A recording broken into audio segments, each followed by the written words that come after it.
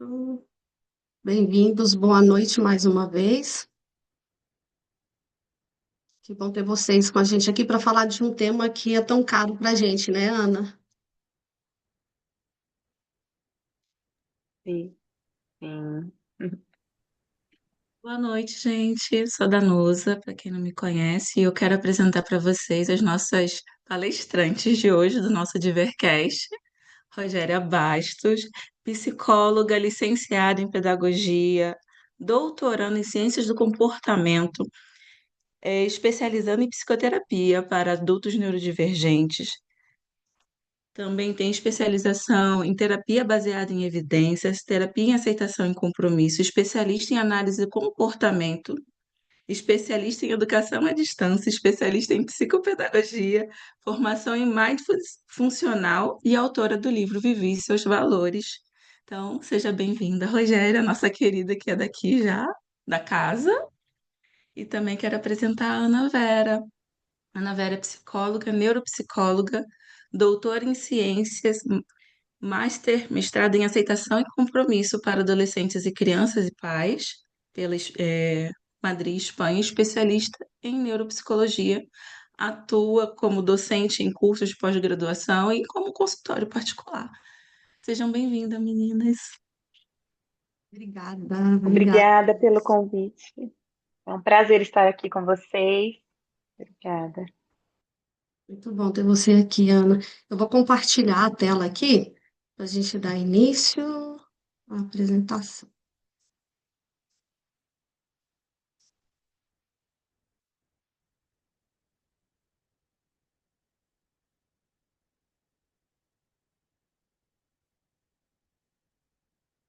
Ok, né, gente? Tecnologia.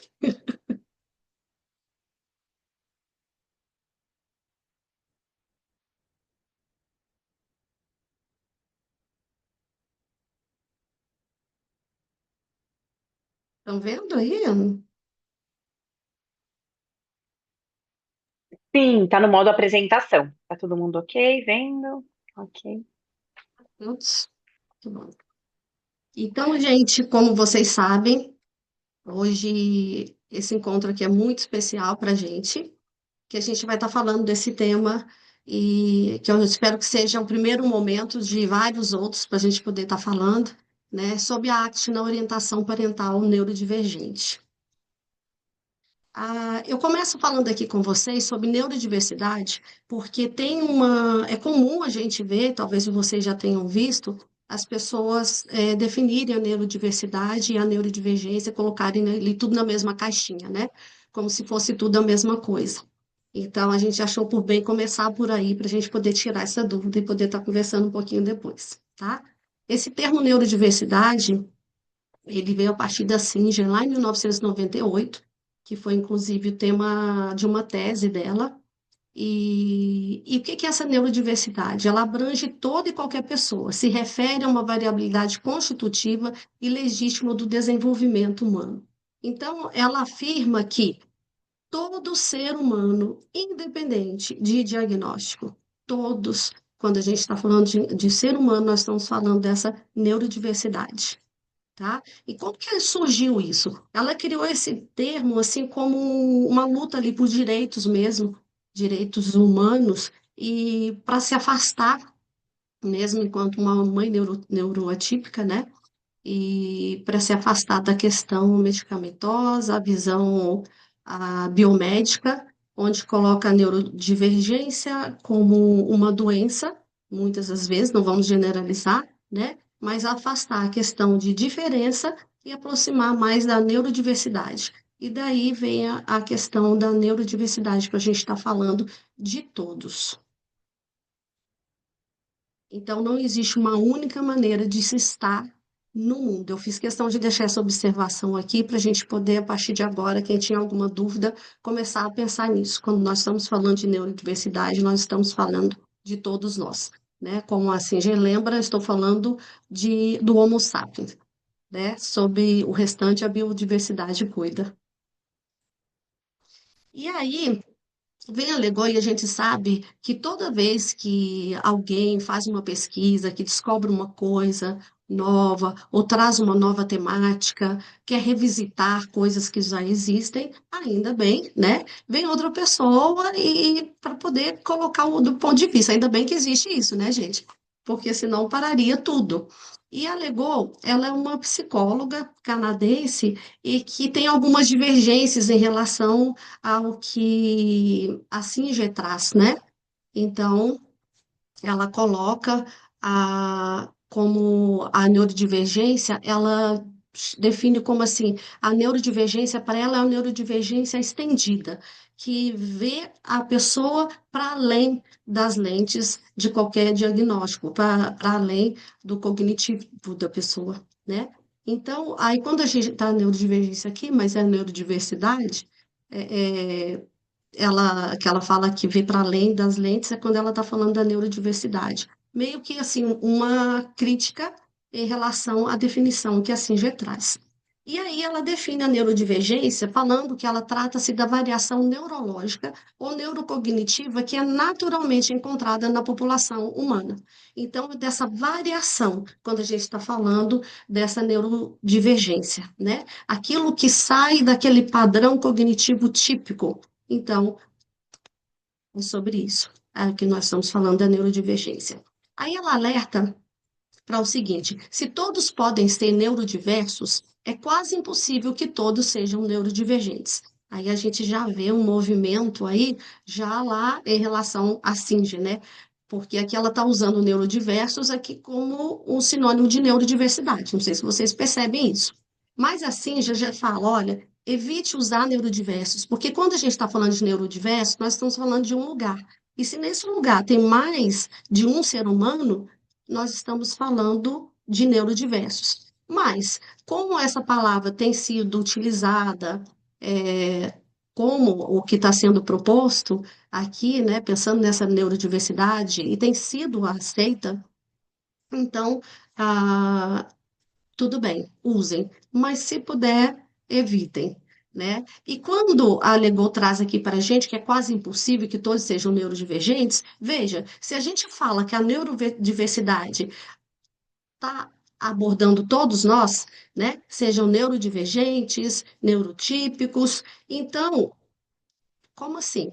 Né? Ela vem dizer, como? Como isso acontece? Se aborda todo mundo ali, é quase impossível que todos ali sejam neurodivergentes. E realmente não são, né?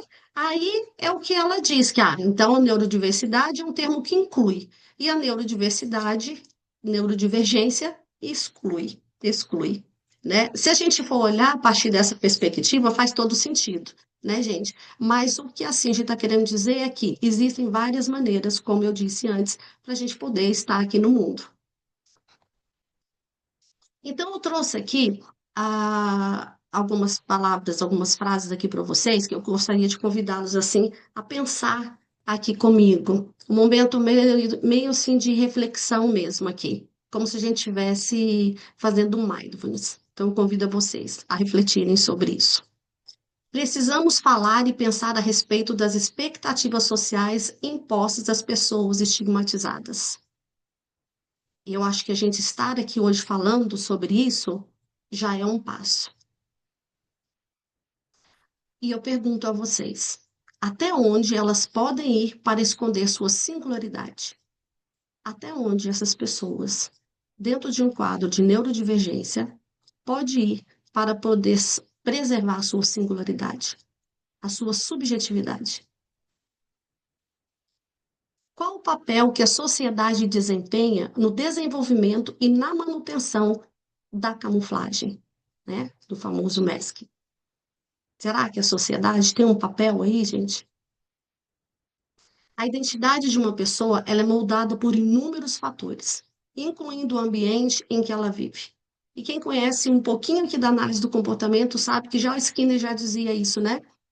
O quanto que nós influenciamos e somos influenciados pelo meio em que nós vivemos, assim como o Sigma, ao falar que nosso comportamento é fortemente controlado pelo contexto ambiental e pelas consequências ambientais.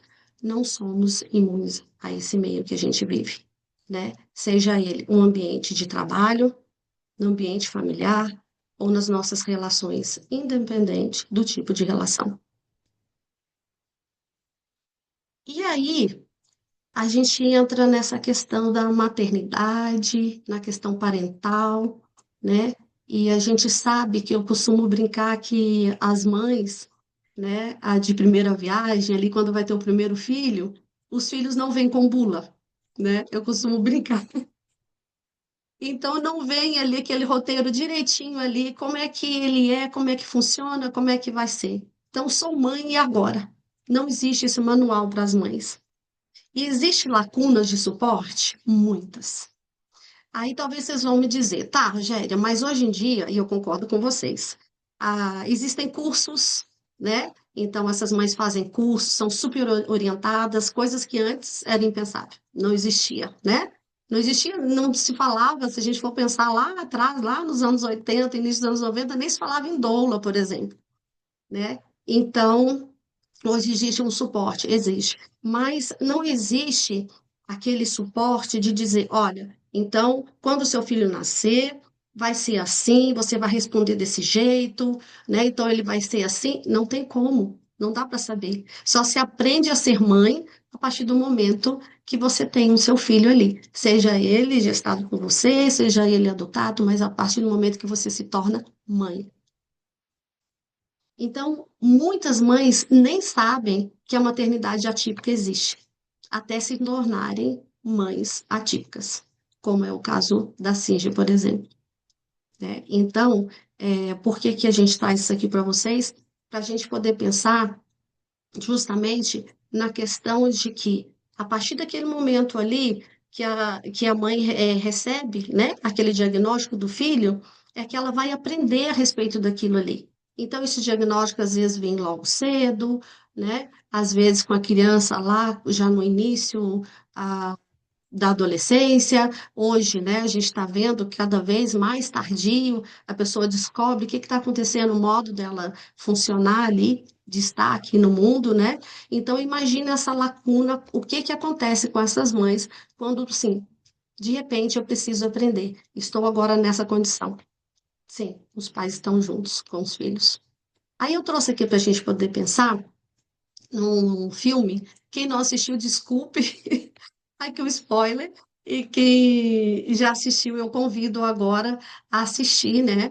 A, aqui ver um pouquinho do filme aqui comigo, dentro desse contexto que eu estou trazendo aqui para vocês, que é o filme Flutuar, ou Float, né? Falando aqui na nossa língua, né, gente? Então, Flutuar, da Disney 2019.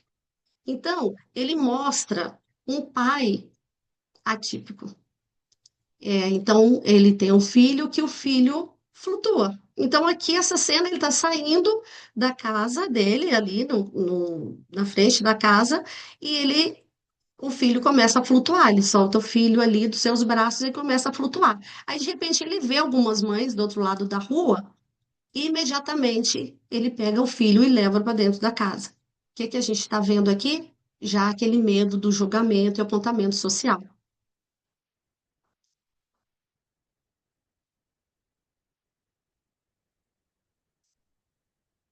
É, vamos aqui.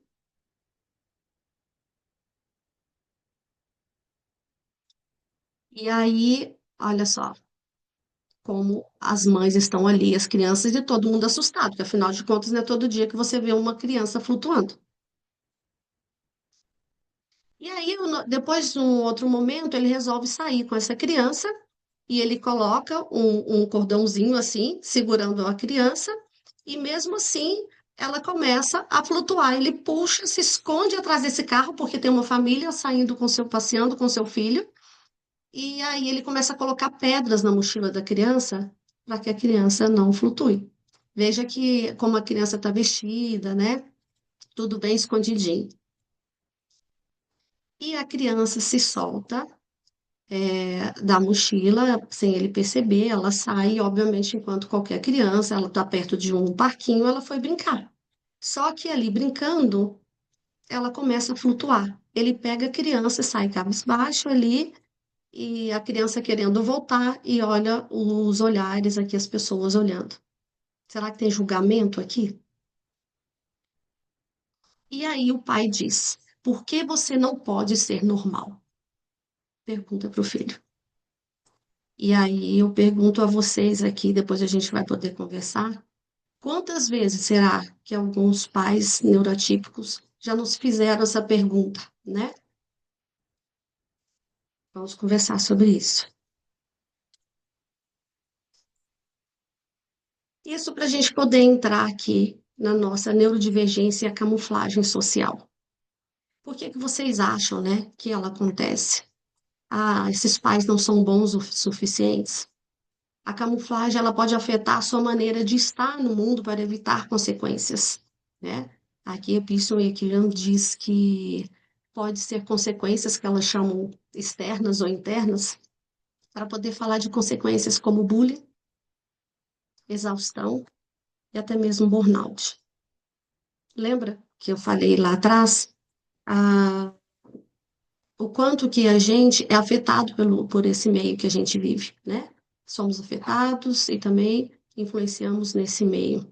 E às vezes as pessoas começam a agir muito sob o controle do que as pessoas vão dizer, do que as pessoas estão olhando, e a gente sabe na nossa sociedade o tanto que é cruel quando as pessoas saem daquela caixinha que erroneamente a grande maioria considera o correto, onde todo mundo tem que se encaixar.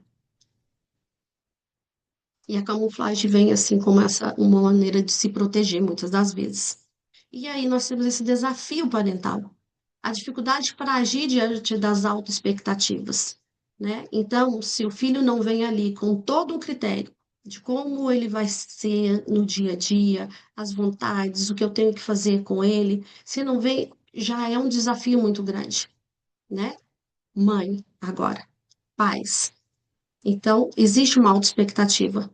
E aí, imagine vocês, aquela expectativa, e de repente a mãe descobre que o filho vai precisar de um suporte muito além daquilo que ela, naquele momento, está podendo dar, que aquela família está podendo oferecer.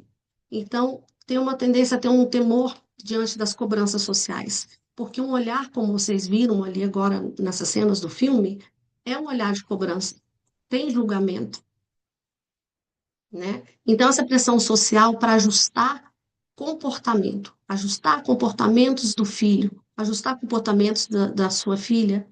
Eu ouvi uma vez de uma mãe, para dar um exemplo aqui para vocês, que ela falou assim: Olha, eu não estou conseguindo mais ir para a escola buscar o meu filho. Ele estava no terceiro ano do. Né, nem tem terceiro ano mais, agora é primeiro ano, mas era na época, né? Então, Jardim 2 hoje. E aí ela falou, eu não estou conseguindo buscá-lo. E eu perguntei, quis saber o motivo, né? E ela falou assim, não, ele tem um diagnóstico, usando as palavras dela, ele tem um diagnóstico de TDAH, ele é muito hiperativo, e todos os dias, quando eu chego na escola, é uma reclamação. Então eu já sinto medo de chegar na escola. Eu não sei o que vão falar para mim. Porque um dia ele empurrou, outro dia ele perdeu isso, outro dia perdeu aquilo, né? Então as pessoas, como a gente diz, né, esquecem às vezes de calçar os sapatos do outro, se colocar num lugar, né? E isso é uma falha que a gente sabe que existe muito, não só nas instituições de ensino, né? Mas principalmente ali onde as crianças fora de casa passam uma boa parte do tempo. Então, é preciso a gente ter esse olhar para poder entender esse sofrimento desses pais quando chegam até nós na clínica. Existe um medo de errar, sentimentos de culpa, impotência, tristeza, ansiedade. Aí nós estamos falando de saúde mental. Então, eles chegarão na clínica, muitas das vezes, já falando do diagnóstico do filho, né? Então, é o diagnóstico que vem antes da criança, para poder querer ser entendido, para poder pedir uma ajuda que não está sabendo como lidar. E outras vezes, quando não falam já o diagnóstico, eles já falam todo aquele perfil, só faltou falar ali, autista, TDAH. Mas já vem com toda a descrição ali, né? E aí a gente já sabe que existe ali uma dificuldade, se o filho precisa de mais apoio, que esses pais estão entrando em sofrimento. Eu preciso de ajuda, o que que eu faço? E o mais interessante, gente, é que muitas das vezes esse o que que eu faço não é nem que esses pais têm uma dificuldade e não somente, né? E não saibam o que fazer com os seus filhos, mas a dificuldade maior é esse apontamento, esse julgamento e um ter que agir, se comportar de uma certa maneira, que às vezes não é nem aquilo que eles acreditam. E aí fica um pouco mais difícil.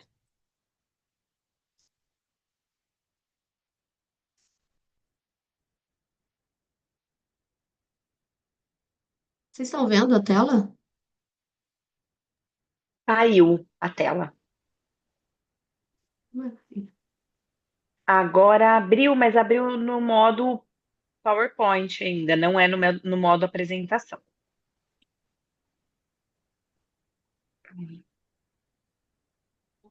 Agora sim.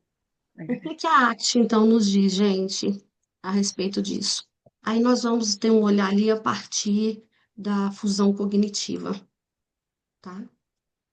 Vamos ter esse olhar. Então, pessoas que se fundem às próprias cognições podem ignorar a experiência direta e ficarem alheias às influências ambientais. Então, quando esses pais, vamos pensar juntos, quando eles ficam ali presos, presos ali aquilo que eles ouviram, né? E presos naqueles pensamentos deles ali, que eu não sou bom o suficiente, eu preciso ensinar meu filho a se controlar, né? Ele está muito agitado. Meu filho não está verbalizando as coisas que ele precisa.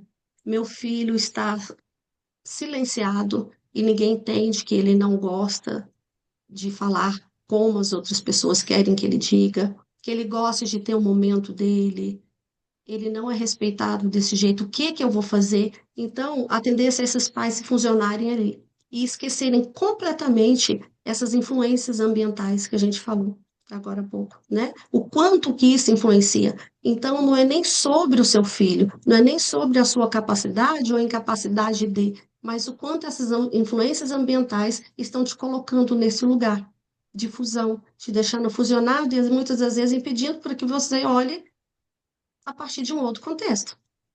Então, essa vigilância em ter que sentir-se de um modo que seja certo exige maior controle.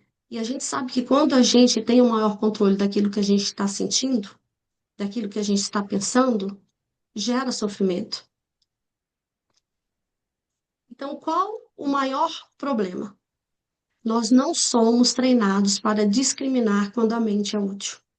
E nesses casos em que esses pais ficam bastante fusionados com essas regras sociais do ter que se enquadrar em um padrão que é considerado o perfeito, o correto, é aquele momento que a gente tem que estar olhando o quê? O que que sua mente está te dizendo? Não é muito funcional, não é por aí. E aquele momento que, sim, nós somos o nosso maior obstáculo. E naquele momento em onde que eu olho, né, para o meu filho. Essa mãe olha ali para o filho, o pai olha ali para o filho e fica, né, vendo uma criança dando aquilo ali que ela pode dar, respondendo dentro daquilo que ela pode responder. É um momento que vocês concordam comigo que é mais útil a gente dar esse crédito, esse momento para nossa mente. É o meu filho, eu aceito ele incondicionalmente. Meu filho não tem uma doença, nós estamos falando aqui de uma neurodivergência, nós não estamos falando de doença. Está tudo bem, porque ele vai até onde o braço dele pode alcançar, e eu também, enquanto mãe, enquanto pai. Nesse momento, a mente está sendo bem útil, mas às vezes é muito difícil dessa família ficar nesse lugar. Então, aí, quando chega lá na clínica, o que que o terapeuta neuroafirmativo pode fazer? Mostrar o filho desses pais para além do diagnóstico. Lembra que eu disse? Eles chegam ali muito presos ao diagnóstico. Vamos olhar a criança, o ser humano que existe ali, porque eu tenho isso ainda, né, gente? Às vezes ser uma criança, é só uma criança, como se ali não tivesse um ser pensante, com vontade própria, né? É uma criança, é um ser humano que está ali. Então, auxiliando também na aceitação de momentos difíceis e mostrando para eles que irá passar. São sentimentos, eu acho que é uma coisa muito básica na ACT isso, né? Mas a gente sabe que aquilo que a gente está pensando, aquilo que a gente está sentindo, passa. que é difícil. Não adianta pensar, ah, não, olha, tá tudo tranquilo. Não, tá difícil para eles. Porque é muito difícil você estar com o seu filho ali, uma pessoa que você ama, sendo apontada, sendo julgada, e muitas das vezes nem os profissionais que trabalham com a pessoa sabem lidar. E esses pais ficam sobrecarregados, emocionalmente sobrecarregados.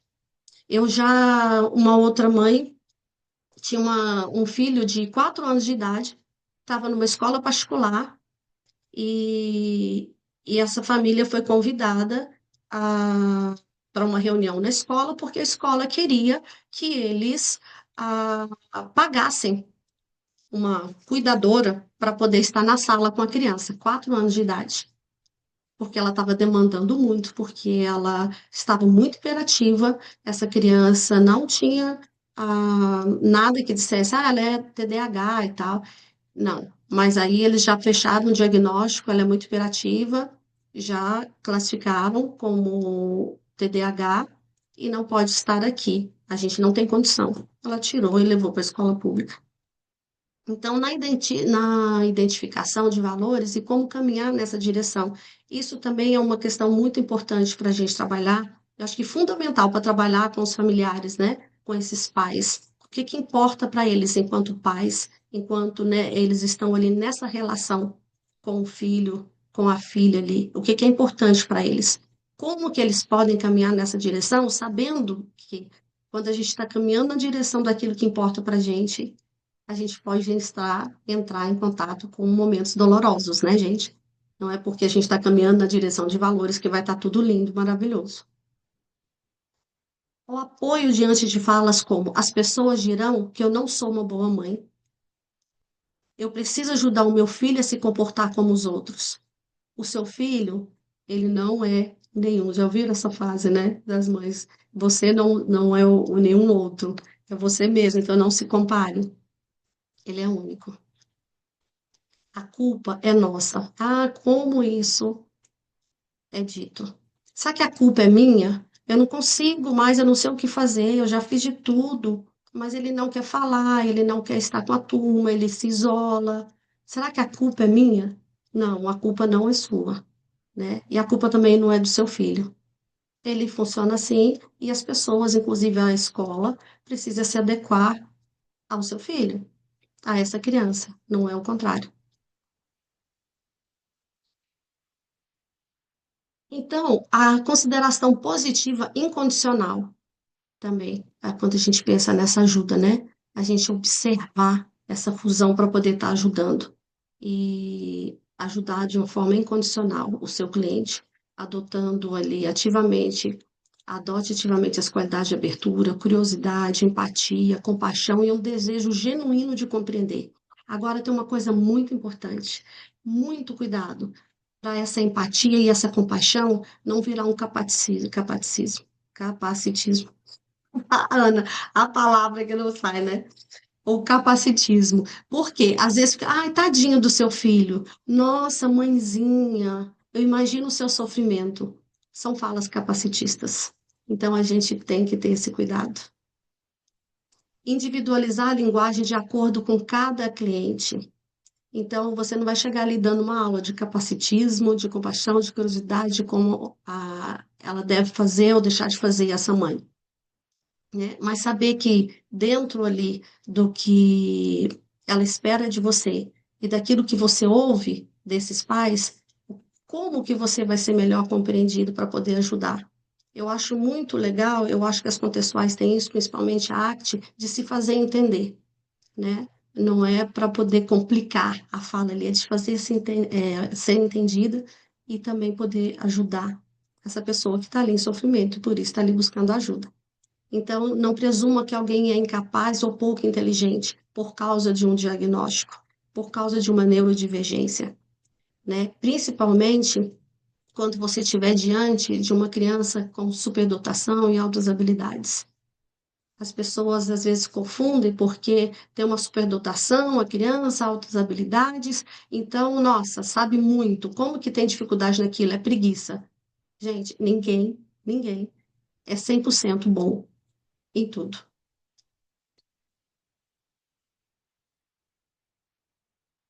E aí, antes de passar aqui para a Ana, eu trouxe essa fala aqui do Harris para vocês pensarem aqui comigo enquanto profissionais que vão estar acolhendo, né, esses pais lá no espaço clínico.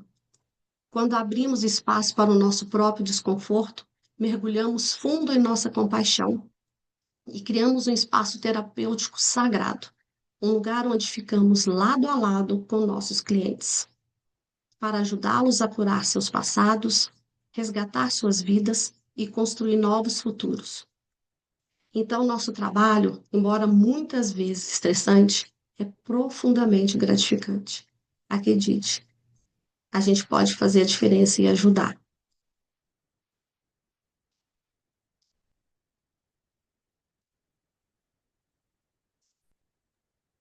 E aqui eu trago com vocês, né, como que a gente pode trabalhar com esses pais, com esse, né, esse responsável, a partir da perspectiva da ACT.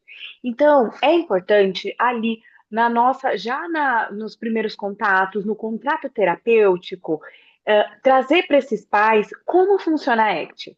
Porque o que acontece, né, é muito comum na nossa cultura, os pais buscarem, né, tanto a criança pode ter alguma alteração ou não, tira isso do meu filho, né? Não quero que ele fique mais triste, eu quero que ele sinta assim, algo como se a gente fosse fazer uma mágica, enfim, e tirar aquele medo que a criança tem, tá? E nos casos ali, né, de pais atípicos, eles vêm, me ajude, né, a arrumar, né? E a gente não vai consertar ninguém, porque na verdade não tem ninguém quebrado, né? Então a importância da gente trazer, tá? Que a ACT é uma abordagem construtiva da psicoterapia que vai ajudar as pessoas a entender e a abraçar com compaixão as experiências internas ali né? E por tudo que ela representa, enquanto também vai se concentrar na construção de outros repertórios, ampliar os repertórios comportamentais que são orientados ali pelos valores. Então, como a Rogéria já até citou, né, a importância da gente identificar esses valores, tá, com os nossos clientes, não importa a idade, e também os valores parentais. Pode passar, por favor. Isso. Então, trazer para esses pais, né? Muitas vezes, dentro da neurodivergência, alguns casos já passaram por outros profissionais, ou tem uma equipe multiprofissional, e existe uma confusão, tá? Porque tem, por exemplo, uma fonoaudióloga, ela precisa, né, de materiais e, de repente, sessões estruturadas diferentes. Vamos pensar no nível de suporte 1 de ACT, tá? Porque a gente trabalha mais nível de suporte 1 ali do TEA, dentro da ACT, casos com TDAH, com altas habilidades, tá? Então, trazendo ali os casos que a ACT pode contemplar, a gente não traz, né, algo de receita pronta, como algumas outras vertentes podem trazer. E às vezes eles vêm com essa expectativa de o que eu faço? Aí a gente está vendo, como a Rogéria falou, né, a questão de fusão. Né? Então, muitas vezes, aqueles pais, eles estão ali pedindo para me ajude, me dê regras e tudo mais, e aí eles são pouco sensíveis, né, às contingências, ao que está acontecendo.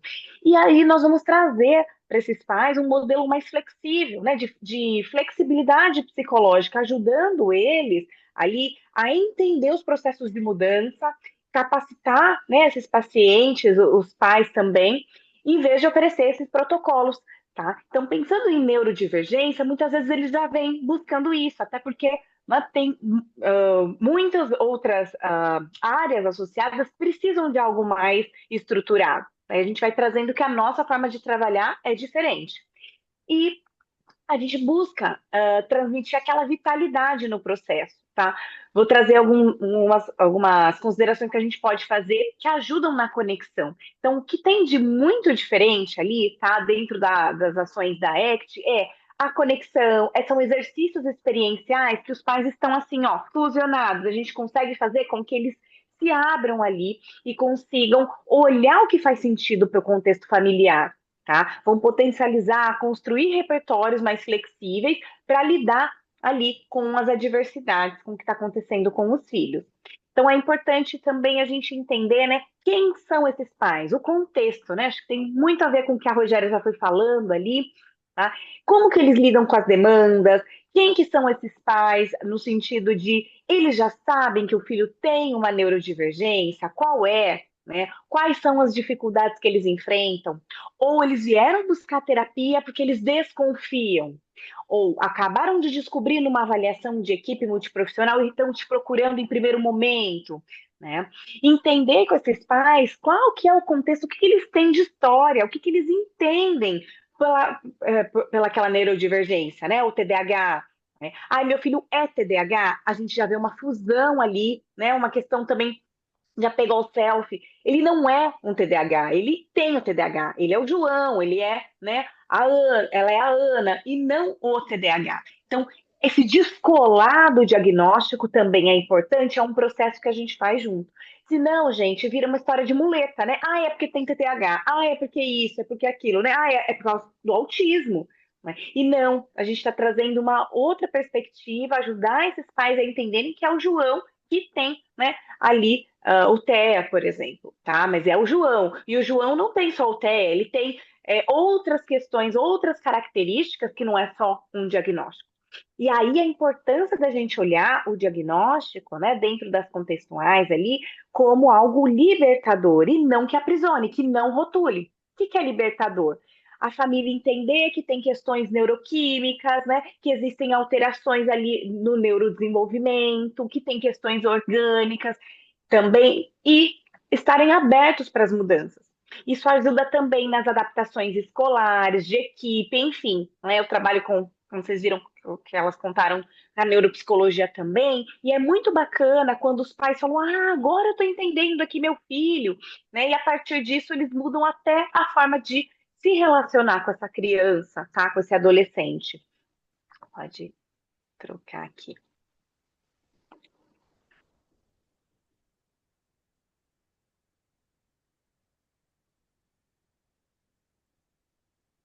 Uhum. Isso. Né? Então nós vamos trabalhar para proporcionar uma parentalidade mais flexível, tá? E experimentar. A gente usa assim, então, a análise funcional, ensina esses pais também a rastrearem, tá? Estarem ali com a mente aberta, criativa, descobrir o que funciona para ele e para o filho, né? Então, nós vamos conduzindo, entendendo como que eles se relacionam e tirar, até me preocupa, né? Fazer um paralelo aqui algumas orientações, até algumas referências que traz como algo quadradinho, uma receita de bolo. E às vezes os pais, querendo, claro, ajudar, começam a ler e até colocar o filho mais numa caixinha do que libertar. Então, o nosso trabalho peraí, como que ele funciona, né? Como que, em tal situação, como que é o contexto, certo? Como que é a reação, como que você se sente, tá? E agir ali de uma forma que ajude na parentalidade de forma resiliente e duradoura. E que esses pais descubram soluções que sejam criativas, que façam sentido ali no contexto familiar. Ninguém está buscando, a gente vai olhar para aquela família e ver o que, que faz sentido para eles, o que, que ajuda, né? E não ficar preso ali, de repente, né, a um checklist de treino de habilidades. Tá? Outro ponto que ajuda na flexibilidade, pode continuar, Rogéria, por favor.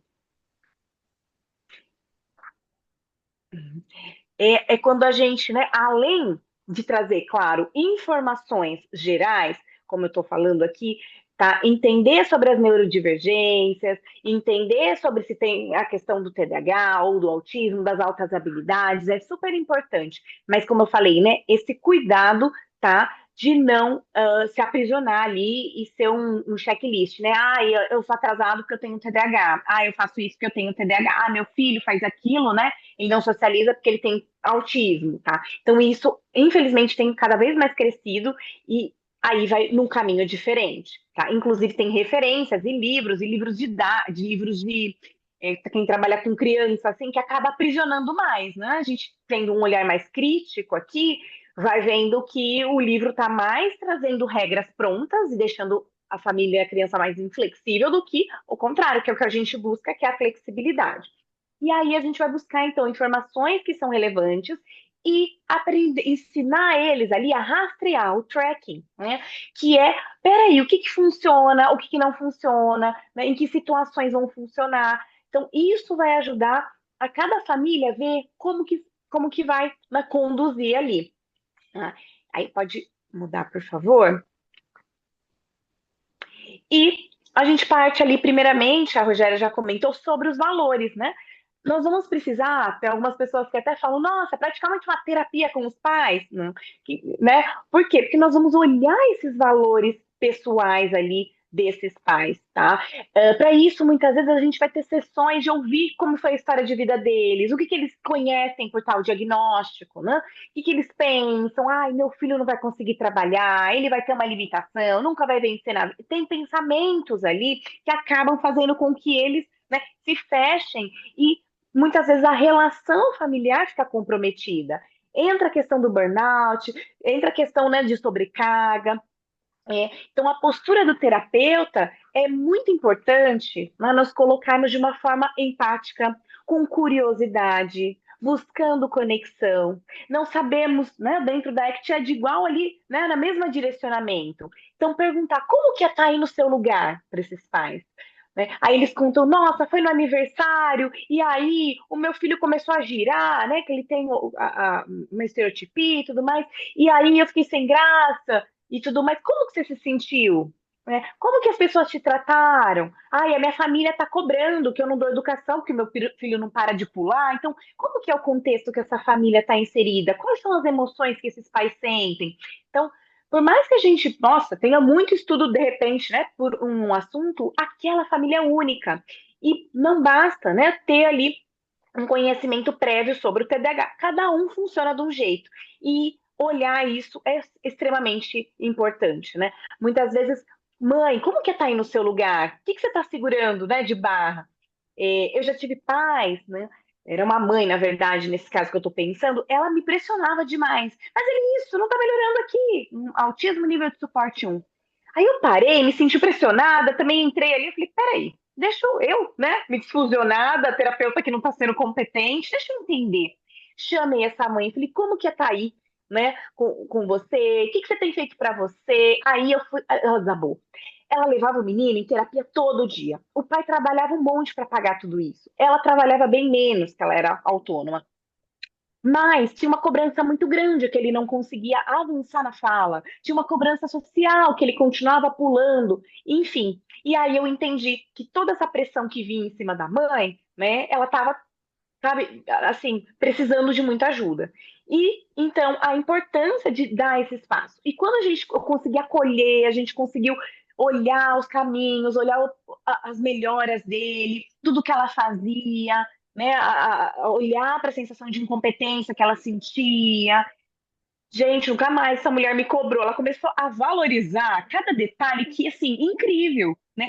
E o quê? Aceitar, abrir espaço para aceitar quem que é o filho dela, né? Não importa como ele seja. Então, a importância da gente abrir e entender o contexto de cada família, tá? É, o cuidado ali, né? Eu anoto, eu uso esse termo, palestrinha. Já me peguei, né? Opa, peraí, vamos falar sobre isso. E fica falando, falando, falando. Isso conecta? Ou te afasta ou te aproxima do terapeuta que você quer ser? Te afasta ou te aproxima da família que você quer estar, né? Tá ali. Como que é? Isso conecta? Eu vejo muito colegas, né, e supervisionandos com essa questão. Ai, eu posto as orientações, a família não segue. Claro, né? Muitas vezes a gente pega o que tem de mais atual nos livros e tudo mais e quer que a família adapte ali e pronto. Mas a gente não parou para olhar como que está o contexto, a sobrecarga. Às vezes, junto com a família, fala, olha, dentre essas opções, o que que cabe na rotina? Como que a gente pode flexibilizar? Como que pode organizar? Vai fazer muito mais evoluções no processo terapêutico do que ficar, né, no material ali pronto e nas palestrinhas. Então, isso afasta do processo terapêutico, tá? E quando a gente consegue abrir espaço para os nossos próprios desconfortos enquanto terapeuta, né, e ajudar ali, mergulhando com compaixão ali com o nosso cliente, a gente vai criar um espaço de conexão e que seja mais efetivo. Então, olhar muito para isso, né? Que faz sentido para vocês enquanto pais? Tá? Pode continuar, Rogéria, por favor. E aí, eu estou aqui falando, falando, né? Como eu falei, né? Com os pais, pode mudar, por favor, a hora que você puder. A gente vai trazer, né, alguns questionamentos, nós vamos trazer exercícios experienciais que são muito potentes e que vai fazer com que eles se conectem com os valores de maternidade e paternidade, e assim eles consigam ir em direção do que é importante, tá? Então, olhar para essa família como se sente, como a gente pode ajudar nesse processo. Acho que um ponto essencial, mas infelizmente às vezes é muito negligenciado, é olhar, ver a família, ele tem isso, isso, isso e vem encaminhado. Ok. Olhar para essa família, acolher e falar o que eu posso ajudar vocês, o que vocês esperam de mim, alinhem isso, né? Porque muitas vezes vem com, às vezes até uma avaliação, com os pontos a serem trabalhados e não questionou para a família o que que é essencial, o que que vocês estão dispostos, como que a gente pode se organizar, isso ajuda na conexão, tá? E quais as facilidades e as dificuldades que eles estão enfrentando. Tá? Pode continuar, por favor. Exercícios, né? Tem diversos exercícios, mas desde exercícios ali de fechar os olhos, pedir para eles respirarem profundamente, né? E considerar algumas perguntas. Que tipo de pai e mãe você quer ser? Que tipo de mundo seria possível para você mudar ou aprofundar seu relacionamento com seu filho para nutrir seu desenvolvimento, objetivos e intenções? Né? Quando você olha para o seu filho lá na frente, como que você espera vê-lo? Quando ele tem lá 8 anos, quando ele tiver 20, como que você espera? Eu espero que ele esteja, né, trabalhando, que ele esteja, enfim, em tais condições. Ok. E o que que a gente pode fazer hoje para ele ter essa autonomia toda que você está, né, desejando lá na frente? O que que a gente pode fazer agora? Pensar em pais superprotetores que têm dificuldade de dar autonomia. Como que é a história desses pais? Então, isso ajuda a gente a conectar ali, tá?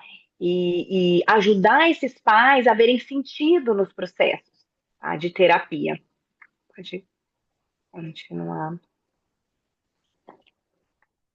E aí a gente traz que a ACT, ela vai ensinar as estratégias para esses pais, sim, ajudarem os filhos a lidar com os pensamentos, sentimentos, sobre participar de atividades que eles não querem fazer ou têm medo, tá? Ansiedade, por exemplo, e a gente, como terapeuta, ajuda esses pais a serem mais gentis, atenciosos com eles mesmos, consigo mesmo, e para que eles, né, não se culpem quando os filhos não responderem às expectativas, às tentativas que eles têm ali com cada filho. Então, a importância, tá, da gente, não adianta trabalhar com a criança, abrir espaço, sentir as emoções, né, enfrentar, se esses pais não tiverem também desse processo. Senão a gente trabalha algumas questões de flexibilidade com a criança, chega em casa, os pais tratam de outra forma. Tá? Então, a importância de ser um processo, por isso, né, com criança, adolescente, é muito contato ali com os pais. Claro que quanto mais eles crescem, mais a gente fica ali com o cliente, né? Menos, dependendo do caso, menos contato com os pais, não há tanta necessidade. Mas quanto menor a criança, mais nós vamos trabalhar. Porque qual que é a nossa ideia? Não é ficar para sempre ele sendo nosso cliente ali, é ensinar as ferramentas, estratégias para que eles consigam lidar com essas adversidades, né? Ir em direção do que é importante, identificar o que faz sentido enquanto pais, certo? E traz essa frase aqui do Fred Rogers que fala para a gente finalizar, né, esse momento. Tem muita coisa, né, Rogério? A gente conversou, podia falar como trabalhar valores com esses pais, desfusão, selfie, né? Mas o espaço ele não cabe nesse momento, né? Quem sabe futuramente. E aí trazer essa frase aqui para abrir para perguntas e discussões com vocês. Se chegasse o dia em que fôssemos capazes de aceitar a nós mesmos e os nossos filhos exatamente como somos e como eles são, acredito que teríamos chegado a um bom entendimento do que significa uma boa paternidade. Isso.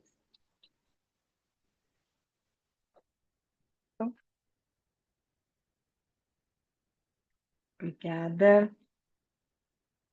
Uhum. E abrir para as discussões, enfim, né? A gente queria ouvir vocês um pouquinho, se fez sentido alguma coisa aqui para vocês. Compartilhe com a gente, por favor, tirando as falhas da tecnologia.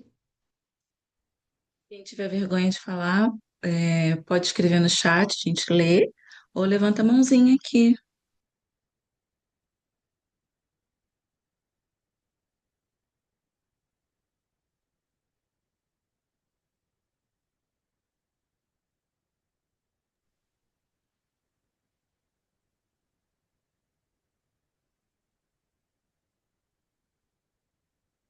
Obrigada, Alessandra. Que prazer ter você aqui com a gente.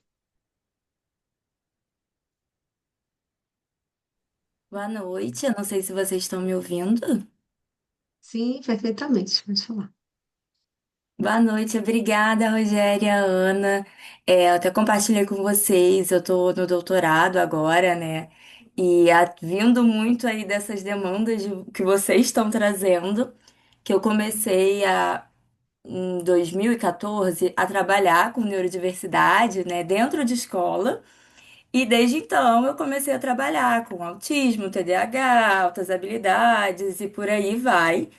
E mesmo no ambiente da escola, eu comecei a perceber que não eram, isso ainda estava na graduação, não eram só essas crianças que estavam precisando, né, de suporte, de ajuda. E aí começou a abrir outras frentes. E aí, diante disso, né, vai para a clínica, a gente vê tudo isso que vocês trouxeram, a Rogéria principalmente, né? A exclusão social, o preconceito que essas famílias acontecem, a sobrecarga. E aí, assim, são outros terapeutas, a própria escola, os colegas, todo mundo com uma visão ou com uma maneira certa de como que tem que fazer, que tem que agir. E se você não alcançou aquela etapa, não teve aquela aprendizagem, o problema tá no pai, na mãe, nos educadores, mediador, a psicóloga que não está sabendo fazer o trabalho direito. E a gente vê que é um preconceito, um estigma associado, uma cobrança, e que a gente acaba entrando aí muito mais, às vezes, numa inflexibilidade cognitiva, né? Numa rigidez em relação a esses métodos que a gente não vê uma funcionalidade. E aí, esses pais que eram para a gente poder estar dando um suporte, um acolhimento, porque a parentalidade atípica já tem os seus desafios próprios, eles ficam completamente excluídos, né? Os pais e as mães já nascem, a gente já coloca uma culpa, né? Na testa, tem uma sobrecarga. Quando a gente fala de uma tipicidade, e aí, até por isso, né, desde essa minha trajetória, acompanhando, vendo esses pais, enfim, e normalmente, tá, vou dizer da minha prática clínica, pelo que eu li, pelo que eu já vi, esses pais fazem muito. Quantas vezes não tem associação aí de neurodiversidade, de pais que estão ali fazendo, se engajando, e mesmo assim a gente sabe que os estigmas acontecem e não tem um olhar para isso. E aí, quando a gente vai ver os manuais, né, de orientação, fui inicialmente da TCC, né, depois fui para a ACT desde então, a gente vê uma coisa muito mais rígida, muito mais inflexível e não aplicada. Como que eu vou chegar para um pai, para uma mãe que tem uma dificuldade lá da criança sentar de repente para comer do nada e falar: não, fica aqui com um temporizador todo esse tempo. Peraí, o objetivo é comer. Vamos entender qual é o contexto? Vamos entender como que tudo isso funciona? Para aí a gente pensar qual é o objetivo. O objetivo é que ele se alimente, que ele vai ter nutrientes, enfim. E aí a gente vai tendo toda essa descoberta. E aí, pensando nisso, traçando, eu comecei a pensar até em materiais do que tem falado sobre a parentalidade, baseada numa perspectiva da ACT mesmo, com o objetivo não de ter um manual ou da gente ter uma estrutura, mas algo para a gente pensar na saúde mental desses cuidadores, pensando nesse bem-estar para o desenvolvimento da família, porque a gente sabe que os pais são importantíssimos nesse processo e a gente não descarta eles durante o processo de terapia, e o quanto que trabalhar com isso é algo que a gente mexendo num ambiente, mexendo com a criança, com todo o bem-estar familiar, a gente consegue alcançar muito mais.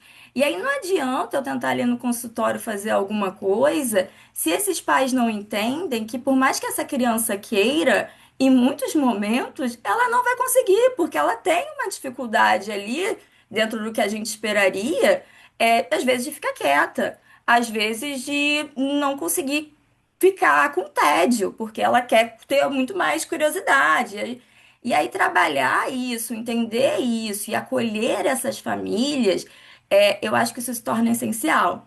E aí, a partir disso, né, dessa construção toda, eu tô ali no meu projeto, né? Vou qualificar agora e na semana que vem ou na outra, que é um projeto voltado para parentalidade atípica. E aí, como a gente está em pesquisa, a gente tem que restringir, né? E aí eu restringi para um público muito específico, que é o dupla excepcionalidade, que é TDAH e altas habilidades, que tem pouco material, né, hoje em dia, e embora a gente às vezes tenha uma dicotomia, né, porque altas habilidades, na verdade, não é uma neurodivergência, né, na característica ali, ela não está no DSM-5, mas ao mesmo tempo gera dificuldades, é uma parentalidade desafiadora.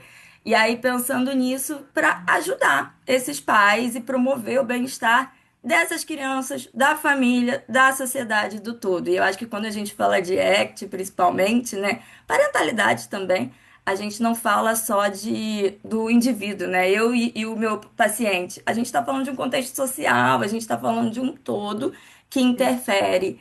Então, estou aí nesse processo de construção e é muito legal quando eu vi vocês colocando ali no chat. Eu falei, não posso perder, porque agora a gente está vendo que tem muita gente falando sobre o assunto, mas é algo ainda muito novo, né? E que Muito. bom, assim, né, que a gente está tendo isso. Então, só um feedback, assim, desculpa se eu acabei me estendendo, não pretendia falar, fiquei nervosa, comecei a falar, mas Imagina! Muito bom, né, Ana? Ver esse movimento aí, você fazendo sua pesquisa, compartilhar aqui com a gente. E sim, foi É, até bom você ressaltar isso. A superdotação não está ali dentro da neurodiversidade, mas a gente acaba falando dela dentro da neurodiversidade por ser uma maneira também diferente, né? De sair dessa tipicidade que a gente tem, né? De responder ao meio, de se comportar. Então a gente acaba falando, mas muito bem lembrado. obrigada, viu? Excelente. Quando ficar pronta, tiver publicado, ó, faz chegar até a gente, por favor, através do SIG, né, do SIG, enfim, comunica, por favor, para que a gente possa, né, ler. Bacana, muito, né, pertinente. E é muito essa questão, a gente está falando dos pais, mas como se todos fossem típicos, né? Como se, assim, né, não tivesse neurodivergência. Quantos pais, peraí, não, meu filho, porque, na verdade, eles nunca se deram conta que eles também são neurodivergentes, né? Então, como desenvolver habilidades do meu filho que eu ainda nem desenvolvi em mim, que eu sofri a vida inteira, enfim, né? Então, é muito mais complexo. A Juliana está falando aí no chat, ela falou da questão da negação também desses pais, que é muito comum, a Ju trabalha, né? Ela tem uma clínica de autismo e tudo. Então, quanto que é difícil, né? Ah, mas será que é isso mesmo? Mas, sabe, eu, como neuropsicóloga, recebo muitos pacientes que vêm reavaliar, já avaliou com um monte de gente, super de confiança, mas deixa eu ver se é isso mesmo, muita negação, né? E aí o respeito, o cuidado, a forma de lidar vai fazer, né, como eles aderirem aos processos ali de intervenção ou eles simplesmente, né, não concordarem, colocarem na gaveta um relatório e ir embora, né, guardar para sempre ali. Então, a importância da gente olhar, né, com muita empatia mesmo, né, compaixão para essa e cuidado. E a Rogéria falou logo no começo que a gente tem estudado muito isso, né, Rogéria? Capacitismo, o cuidado que a gente tem que ter. Porque, eu não sou capacitista, mas sem querer falar, ai, tadinho, você quer isso? Tô colocando ele num lugar, entendeu? Que é capacitismo. Coitadinho. Então, coitadinho, né? Então, o cuidado que a gente tem que ter é em lidar com isso. Tem mais Muito bom. colocação? A nossa importância, né, gente, enquanto psicólogos ali, para poder. A gente tá trabalhando isso com a gente também para a gente poder atender esses pais, né? Com aquela melhor das intenções, a gente acabar tendo um comportamento bem capacitista, né? Então a gente precisa estar se policiando, estudando, aprendendo, para a gente poder estar nesse lugar, né? De estar É, ajudando esses familiares. Um ponto que eu queria só comentar, que é muito comum, infelizmente, às vezes o profissional está com melhor intenção. Às vezes acha que está fazendo, né, orientação sobre TDAH, por exemplo, e está sendo uma fala super capacitista, né? Eu até citei. Tem muito livrinho infantil que eu pulo a página, que tá, sabe, tá colocando ele ali, né? Livros, eu falei, como assim? Então, tem que tomar muito cuidado, porque isso está em todo lugar e em qualquer outra, né, neurodivergência tem as limitações ali, o quanto, como que isso vai impactar, né? Eu não consigo, então eu não vou, sabe? No meu Então, doutorado, eu pesquisando sobre a literatura aqui, uma parte do meu estudo, eu pesquiso sobre essa literatura envolvendo personagens autistas, você me fez lembrar. É cada coisa, gente, que a gente encontra de livros infantos juvenis, né, onde os comentários estão assim, nossa, agora eu estou entendendo como é que é estar numa outra vida, sabe? Distancia tanto a pessoa por causa de uma neurodivergência, que é uma coisa assim absurda. E como a Ana falou, com a melhor das intenções, né? É porque tudo acaba sendo muito novo, esse cuidado. E é bom a gente estar falando disso aqui agora para a gente poder estar saindo na frente com esse olhar, com essa fala, né? E a gente começar a olhar com uma nova lente, né? Para essa realidade. Ah, eu queria, antes de alguém mais comentar, vocês podiam, quem sentir vontade, abrir a câmera para a gente poder tirar uma fotinha, que algumas pessoas já saíram e a gente tirou a fotinha aqui só com os nomes. Pode ser? Quem ficar à vontade, tá? Ajuda aí a Danusa também, para garantir.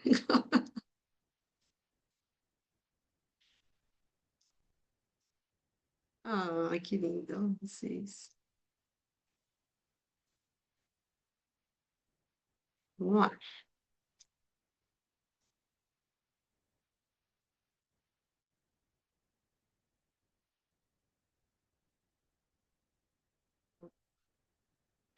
Obrigada, gente. E aí, gente, queria ouvi-los mais. Ouvir vocês mais. Gente, tudo bem, de repente tem alguma coisa que não fez sentido para vocês, compartilha com a gente também, né? É bem importante, nem tudo faz sentido, né?